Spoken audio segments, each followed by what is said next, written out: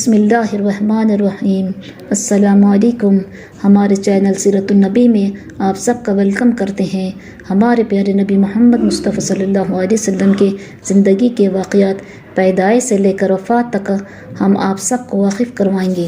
ہمارے پیارے نبی محمد مصطفیٰ صلی اللہ علیہ وسلم کے سیرت النبی کا گھروں میں پڑھنا اور سننا ہمارے گھروں میں برکتیں راحتیں آئیں گے۔ انشاءاللہ ہمارے گھروں سے پریشانیاں اور مصیبتیں دور ہوگی۔ آپ سب سے گزارش ہے کہ ہمارے چینل سیرت النبی کو سپورٹ کیجیے اور زیادہ سے زیادہ اس ویڈیو کو امت مسلمہ تک پہنچائیے۔ بسم اللہ الرحمن الرحیم۔ السلام علیکم۔ چلیے ہم اب سب کے سامنے ہمارے پیارے نبی محمد مصطفیٰ صلی اللہ علیہ وسلم کے واقعات بیان کرتے ہیں۔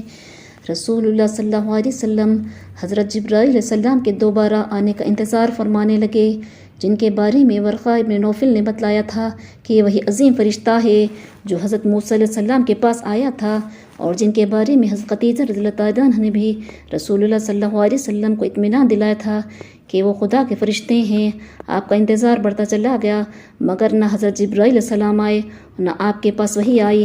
رسول اللہ صلی اللہ علیہ وسلم اس خیال سے پریشان رہنے لگے کہ حضرت جبرائیل علیہ السلام آپ کو ہدایتیں دینے کیوں نہیں آتے، کہ آپ اب کیا کریں اور کس طرح تبلیغ کا آغاز کریں۔ وہ اسی طرح خدا کا پیغام لے کر کیوں نہیں آئے جس طرح پہلے آئے تھے۔ آپ کی پریشانی بڑھتی گئی اور آپ بہت زیادہ غمگین رہنے لگے۔ حضرت خدیجہ رضی اللہ تعالیٰ عنہ نے آپ کی اس بے چینی کو تاڑ لیا اور وہ بھی آپ کی طرح ہر وقت اداس اور رنجیدہ رہنے لگی، لیکن انہوں نے اپنے آپ کو سنبھالا اور رسول اللہ صلی اللہ علیہ وسلم کو اطمینان اور تسلی دینے لگی تاکہ آپ صلی اللہ علیہ وسلم کی طبیعت کا بوجھ کچھ ہلکا ہو۔ جب بہت لمبا عرصہ گزر گیا تو حضور صلی اللہ علیہ وسلم کی بے قراری بہت زیادہ بڑھ گئی۔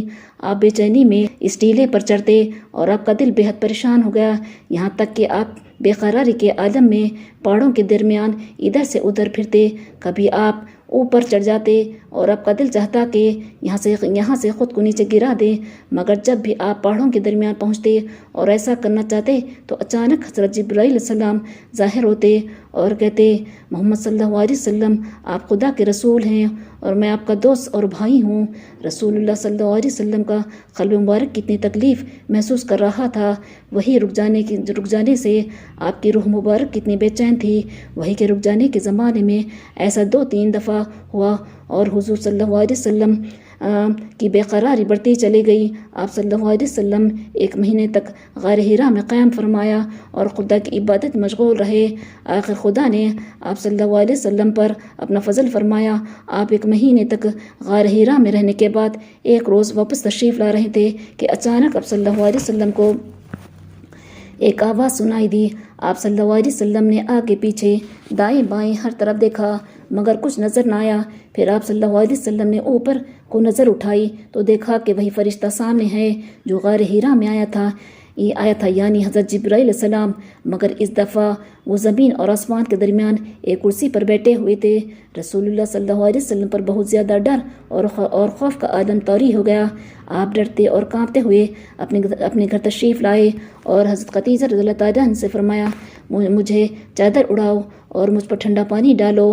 اس وقت آپ پر یہ آیت نازل ہوئی، بسم اللہ الرحمن الرحیم، یا ایھا المدثر قم فانذر وربک فکبر وثیابک فطہر والرجز فاہجر ولا تمنن تستکثر ولربک فاصبر۔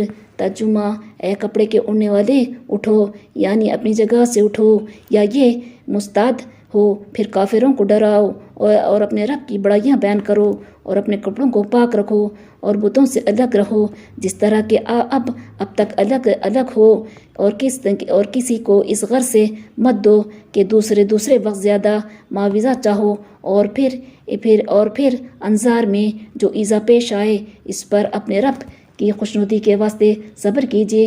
اب رسول اللہ صلی اللہ علیہ وسلم مطمئن ہو گئے، آپ کے قلب کو سکون حاصل ہو گیا اور بے قراری دور ہو گئی۔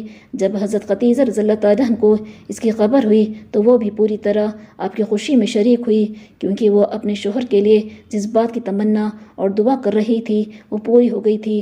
خدا نے رسول اللہ صلی اللہ علیہ وسلم کو وہ نعمت پھر عطا فرمائی جس کے بند ہو جانے کی وجہ سے آپ بے چین تھے۔ رسول اللہ صلی اللہ علیہ وسلم پر آسمان سے وحی آتی رہی جس کے ذریعے آپ قرآن پاک کی آیتیں سیکھتے رہے، اور خدا نے جو عظیم شان کام آپ کے سپر کیا تھا اس کے بارے میں حضرت جبرائیل علیہ السلام آپ کے پاس خدا کے احکام لاتے رہے۔